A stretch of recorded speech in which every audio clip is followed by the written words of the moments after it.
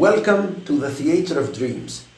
It's a platform where all Manchester United fans all over the world can talk about Manchester United, can analyze the matches of Manchester United, and not only the matches of Manchester United, all the great and big matches all over the world throughout the season.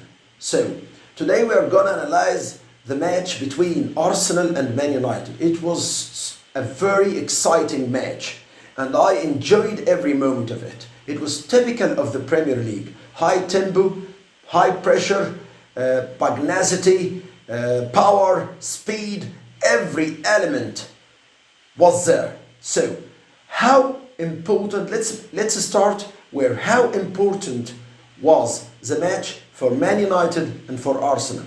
For Man United, they had to win. If they don't win, they will be out of the title race. For Arsenal, it was a chance for Arteta to say to everybody, Arsenal is walking in the right route, in the right way to become the great Arsenal again. So both teams, Manchester United, needed to win, and it was clear in Solskjaer press conference. He said we needed to press higher, we needed to outrun the opposition players. Okay, so Solskjaer was determined to win. In his press conference, was what he said there in the match? Let's see together. And Arsenal, at least he didn't want to lose. So for all fans of Man United, we were so sad and disappointed because we lost two important points. And I think this match, the draw of the match, the result of the match tells us that we are not there yet. We cannot challenge for the title yet. You know why? Because we don't have enough players. This board, this Ed Woodward should have bought more players for Man United. We needed a right wing. We need a CDM. And we need a defender next to Maguire and Eric Bailey, because I don't trust Lindelof. He is the level to play for Man United. Every time Lindelof and Maguire play, there are catastrophes. Maguire needs a better one, someone to complement him, to complete him. So let's start with the first half. In the first half, Manchester was more determined to win the match. So they played high pressure, real high pressure, and it was pugnacious and it was fierce. They didn't give the opposition, they didn't give Arsenal in Emirates any chance to build their attack. So Arsenal had no option but to play long balls. So Manchester controlled the match. We had better possession percentage. We created more goal chances. Manchester United in the first half, they had the opportunity of Bruno when he was on the left and he cut to the right and he sent it placing, and it was near to be scored, and many other chances. I only remember one chance for Arsenal, Nicolas Pepe dribbling like Ronaldo, and then he played a nice placing, but Manchester was dominant, was better, he had more of the ball, he created more chances, and it was going well. It only needed to be put in the net. Arsenal was playing high pressure too, but it wasn't fierce. They weren't as pugnacious and fierce as Man United. They gave the players at the back of Man United enough space and enough time to start their attack. So let's see this by pictures and by shots from the match not only to be talking, we will see it. Okay. We can look here. In the first half, this is Arsenal pressing high, but they are giving Lindelof at the picture, Maguire, Bissaka, show enough time and enough space to build the attack. So Manchester were able to build their attacks, organize their lines, and have more organized attacks than Arsenal. On the contrary, look at this. This shows how pugnacious and fierce and strong the pressure from Man United. Look here, Cavani is pressing the goalkeeper and the defender. And at the same time, Bruno is closing the pass to the midfielder. Pogba is closing the pass to the right back. So the Arsenal player had no options but to play to the right back, and then look at this, Pogba goes and closes everything, and Arsenal will opt to the long ball, and then it will go back to Manchester United. That's why Manchester United was far better in the first half, and he had more possession of the ball and more goal chances. Now let's go to the second half. In the second half it was different.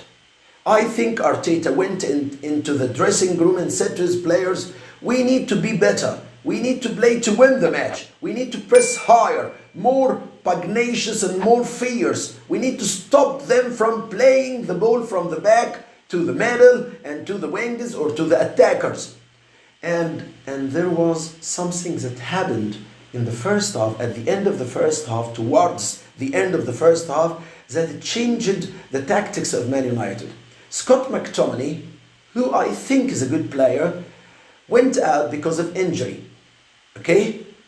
But it was not because he went out, he was a brilliant player. It was because we changed the diamond formation and we needed to bring in Martial to play 3-3-4. So we changed our formation. This, with the lack of work rate and lack of spirit and lack of running from Martial, made the situation changes in the second half. Manchester United's pressure became not as high as it was in the first half, not as ferocious, not as fierce as it was.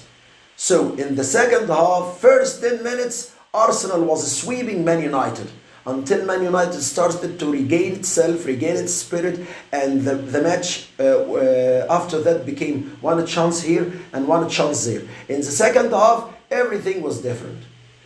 Arsenal had about 4 chances to score. Lacazette in the bar and Willian from the cross. He had the ball in front of De Gea and he could have scored. And the shot from the midfielder of Arsenal, which De Gea stopped. So Arsenal had many chances, but this doesn't mean that Man United didn't have chances. Man United had as many chances as Arsenal and maybe more dangerous chances.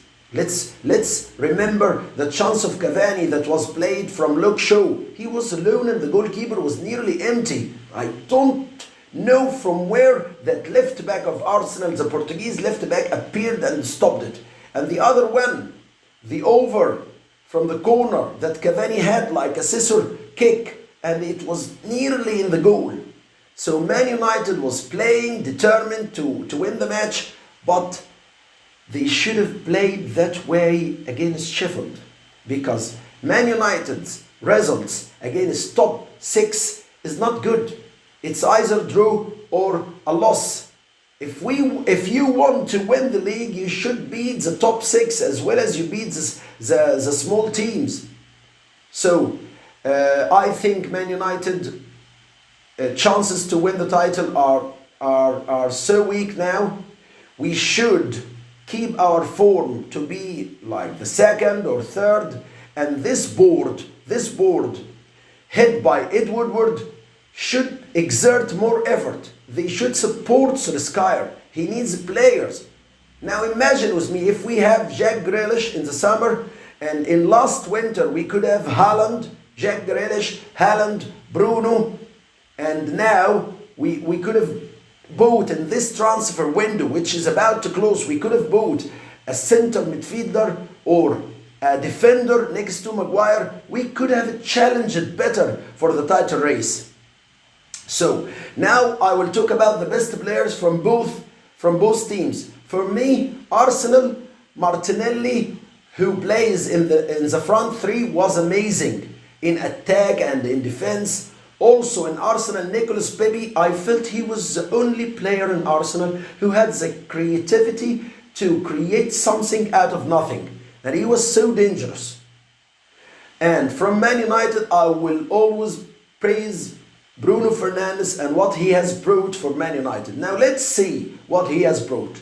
Bruno Fernandes, this is minute 4:53, and he is dropping back near Maguire to get the ball and help his teammates to start the attack because they were struggling.